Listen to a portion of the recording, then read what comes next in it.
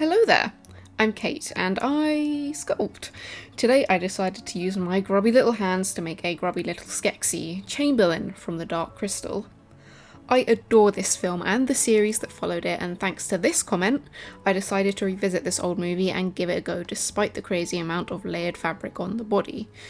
Honestly, this is a great sculpture to make if you want to improve on your clay manipulation to create fabric.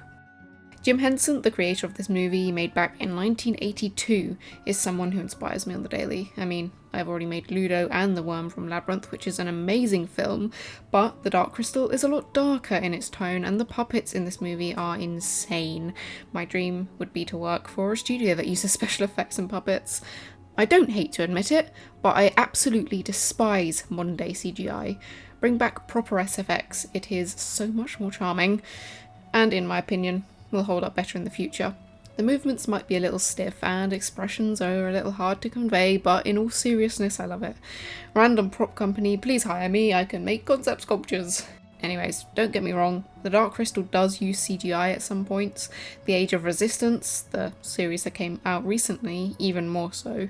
But in the movie at least it was few and far between for things that needed it when there were no other ways to do it, like Mother Aughra's observatory when it was moving. I think I have rambled on more than enough, so let's start telling you what I'm actually doing. Of course, I'm working on Chamberlain's head using Super Sculpey Firm to make it as I like to use it for little nitty-gritty details, which on things like heads there can be quite a lot of. He is quite wrinkly, so I need to use different tools and techniques to get in all of those wrinkles. Some flat silicone tools and round silicone tools to make little wrinkles, but then I go in with a harder metal tool to make the divots just a little bit deeper in there. Getting the form of the head was a little bit difficult at first, as it's kind of shaped like a dodo, I guess. I was going to say bird, but dodo, I mean, I'm not wrong, am I? But yeah, I keep using the metal tools specifically when trying to shape out the head, as they can push the clay a lot easier than silicone tools. I used to love silicone tools a lot more than metal tools, but I mean, I've said it quite recently, I've switched to metal, as it, I guess I can do a lot more with them. You can get more form in, you can get harsher shapes, which in my sculptures I do tend to like. I am a big enjoyer of, I guess, movement when it comes to the clay. Keeping clay flat and barely textured can sometimes look a bit dull. So, like this for example, using clay, layering it up, and then using that metal tool to make sure that even when I'm blending in the clay, it still keeps its form, which would be a lot harder if I was using the silicone tools. I do smooth it out with the silicone tool, but that is just to get rid of all of those little lumpy bits. I do jiggle it a lot because if you drag a silicone tool, you tend to drag the clay down with it, but if you want to keep it in the same spot, you kind of jiggle it a little, I guess, which does make it a little bit lumpy, but we can always smooth it out afterwards. Then texturing this piece of fabric, which is kind of the lower portion of the body, I use this tiny little sharp tool and stipple in this strange, horrible texture which hurt my hands. Later on I did switch to using a 3-pronged tool, which I have made in another video, to make that texture, as I will be using that texture quite a few different times on this sculpture. He has this sort of waistcoat thing up here. I'm not quite sure what to call it, I don't even know if it's a waistcoat, but it kind of looks like it with a little medallion in the middle made of silver. So I go in texturing it and adding detail, mostly with my metal tools, but sometimes my silicone tools. Actually, it's mostly my silicone tools, isn't it, for this part, but on other parts I mostly use my metal tools. This is one of the only times in the sculpture where I use a bit of foil to create texture, as most of the texture is quite deep and harsh. I add little intricate details. I do have lots of references for Chamberlain, but in the end, his clothing is very complicated, and in different scenes it looks different, and sometimes it, folds differently. It's a lot of fabric. So I don't do it exactly how it's supposed to look, because Not really because of my lack of skill, but because I just couldn't find enough reference pictures to see it from all different angles. There are certainly a few details that I missed, but I think in the end it still looks like Chamberlain, so that's all that really matters, isn't it? I do go and make the sword. Those little dots are from a kind of test that I used and then laid it on and poked in the little bits where I have to turn my knife, and that's a good way to, I guess, make a form without screwing up on it. Now, anyone who carves wood is gonna hate me for this because, well, okay, look, in my defense, this is MDF, you can't really cut it properly, it doesn't slide nicely, and also I'm hypermobile, so I can't hold the tools properly. So, you know, I tried my best, but you'll see I have a few plasters because of how dusty the wood is. I'd rather not get that into my finger. A day later I did take them off, so it doesn't really get in my way. Using Super Sculpey Firm, like I did with the head, I create more of the fabric. I've kind of experimented with in the past and creating flimsy pieces of fabric with a lot of texture. Super Sculpey Firm is probably the way to go, or using Cosclay, which I'd use only one time in this sculpture for some reason, considering every single time I make fabric on something I use Cosclay. This is one of those sculptures where it's all fabric, and yeah, I've used none of it for the fabric, only for the hands. So I don't really know what I was attempting, because I would usually use Cosclay when doing flimsy bits, but I just decided to go with Firm, I think because a lot of this fabric is flat down on the base. It looks like fabric, but it's not quite lifted up, and only these bits are the bits where it's quite thin and can be prone to snapping, which I definitely should have used Cosclay for, but I just ended up not. And over the course of the painting, after it had been baked, a few of them did snap off, so that's, I think, pretty much the only thing that I regret when making this one, is the fact that I didn't use Cosclay for those little bits specifically on the back. When texturing this back piece of the fabric, I use 3 different techniques. One which I use a ball tool to jig it into the surface and make a much smoother flat texture. Another one where I use this stippling technique like I did on the front earlier. And a third one where I have a thin sharp tool and I create lines in the clay. I then go on to make the sleeves, which again are quite flimsy, but because of them being quite thick, I can go and make it hard and not have to worry about so much layering fabric. Like I said, this is a sculpture that includes a lot of fabric, but unlike other sculptures, a lot of it is heavily sitting, so it doesn't need to be very thin pieces of clay a lot of the time. Only a few pieces like those back details and also the red parts on the sleeves, which I will show you in a bit. I had a few lines to create some movement in the fabric, and then I go in with this sharp tool to make this sort of ripping texture. It's quite hard to explain what exactly I'm doing, but it's supposed to look almost ripped, and I think in the end, although it doesn't look ripped, it does create a lot more form in it, and it's not just one flat piece of fabric with a bit of texture in it, you know. The next thing that I do is quite difficult. I do need to manipulate fabric, or manipulate clay to look like fabric at least. So I kind of bend it. It needs to be thin enough that you can bend it without it looking a bit weird, but also thick enough that it won't snap completely. I then add a hem to it, which I do create a sort of ropey feel to it by adding these lines. These lines are important only on the bigger piece. I do 3 separate pieces per arm, but on the bigger piece, in a second you'll see, these sections on the edges do matter, which is something for very later on in the painting process, which I will remind you of when I'm up to it. I use this jiggy texture again. I don't know why I'm calling it that. I'm calling it a jiggy texture. I use a ball tool and rub it into the surface, and then also a silicone tool to make the texture just a little bit harder. And then I bend the fabric, which is difficult, not smushing all of the details, which I've just added on, so I do need to go back and add those flattened textures back in after I've added it to the arm.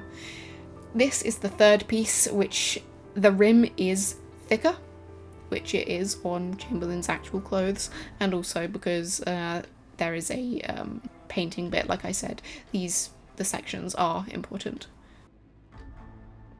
I then roll out some clay so that I can make this sort of leather strap, which is going to be on, well, 2 per arm. I don't know if it's a leather strap. It's kind of what it looks like. It's like this black leather looking strap. So that's what I'm going to call it. And the sleeves have quite a lot of detail on them, but almost random details where understanding what exactly I'm supposed to be doing is a little bit difficult. So I do random little things like these leather straps, which are on Chamberlain, but there are other things that I do, like this, for example, these little twists of clay to look sort of like rope, I guess. I put along, not in the same place as they would be on Chamberlain, again, because it's all random and different and moves in every scene, so I don't really know what I'm doing. And then also these intricate little symbols, which I think are kind of like little clutches, or like, I don't know, there's something on him, so I'm gonna make it. And they're 4 per arm as well. Then onto the shoulder pads, which have a rim to them, which is kind of spiky and layered, so I cut out the clay that I need to and then smoothen it using this metal tool. And then using a pointed tool like this. This is what I call my pointed ball tool, by the way, so that's what I mean when I say that. I know I haven't really exactly specified in the past. I go and add the rim to it as well, and then line it, I guess, texture it, not really texture, but add to those little divots into it as well. I tried to get the form as accurate as possible, but of course with a little bit of give to it, and then I texture it using that jiggy texture, but a lighter jiggy texture, not as much jiggy in it. I then go and work on this back piece sort of thing. When I was making it, I had no idea what it was because I couldn't be bothered to research like usual. Now I know that this is sort of like a shell, I believe, like a weird endoskeleton part to the Skeksis, which I think is quite interesting. I don't know if all of them have one of these, but because, you know, I'm not going to study all of them, I'm working on Chamberlain. So I layer it. I wouldn't have guessed that it was a shell. I would have guessed that it's some sort of weird back piece to his clothing. I didn't think that it was actually attached to him. At least I think it is attached to him. I don't know. But it has this melted, spiky look to it. If at the time I knew it was a shell, I probably would have made it slightly different. But I think it came out actually quite nicely with the assumptions that I had in mind. So I made it how I did, with the spiky bits and weird, strange stuff.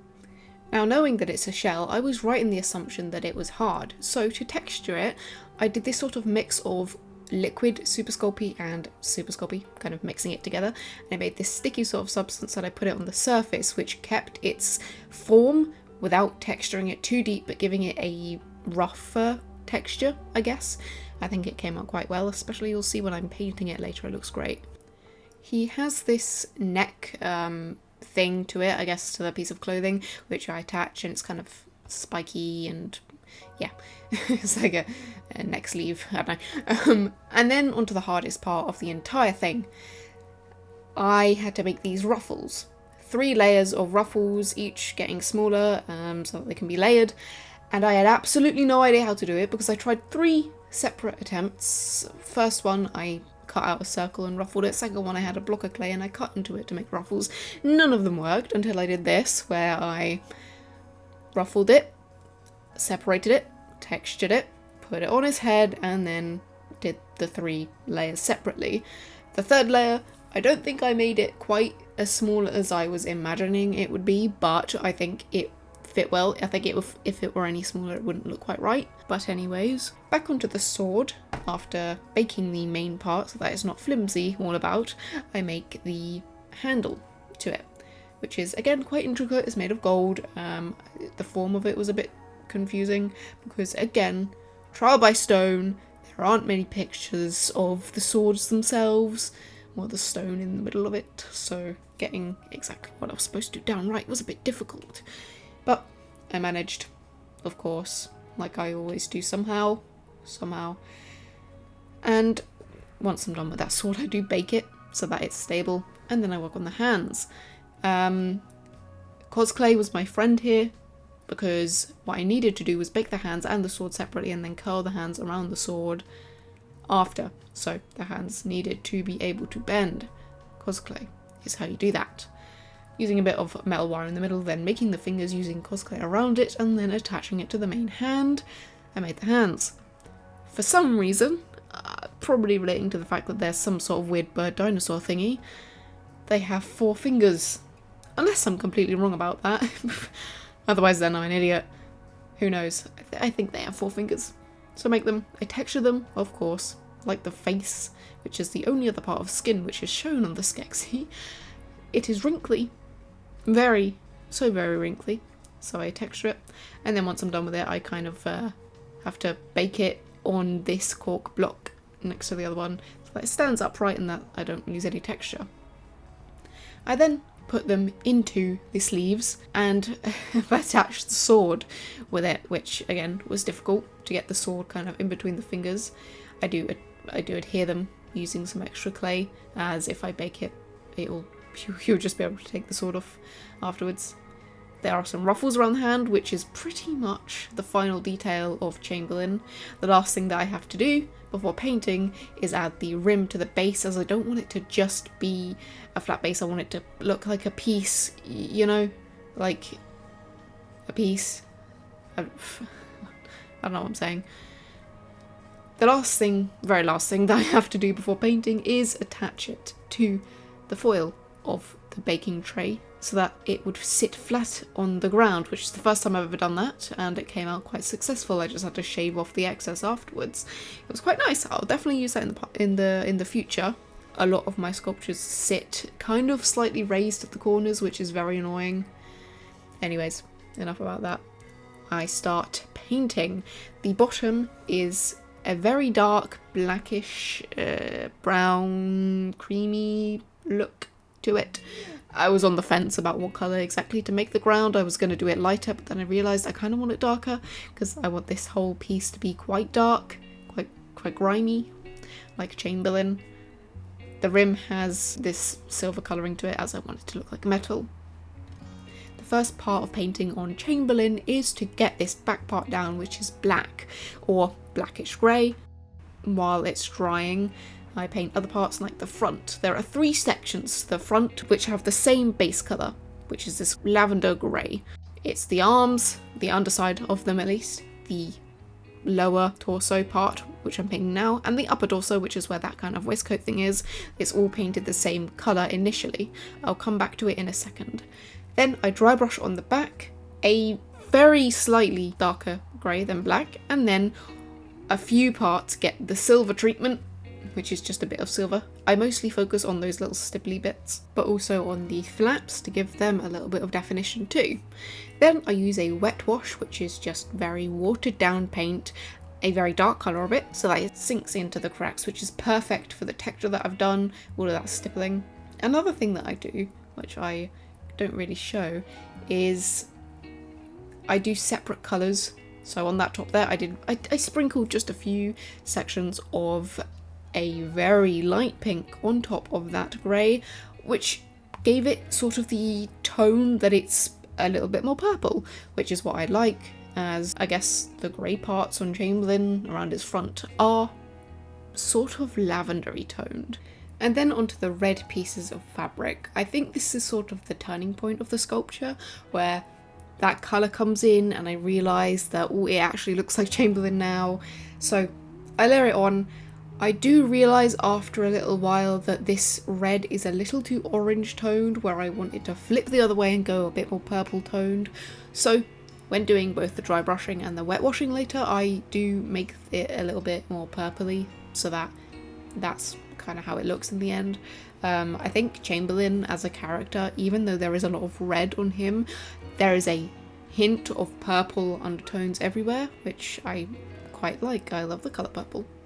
The only frustrating part here was that the dry brushing wasn't as effective as I wish it would have been, because the paint dried a lot darker than it was when it was wet, so it was very confusing.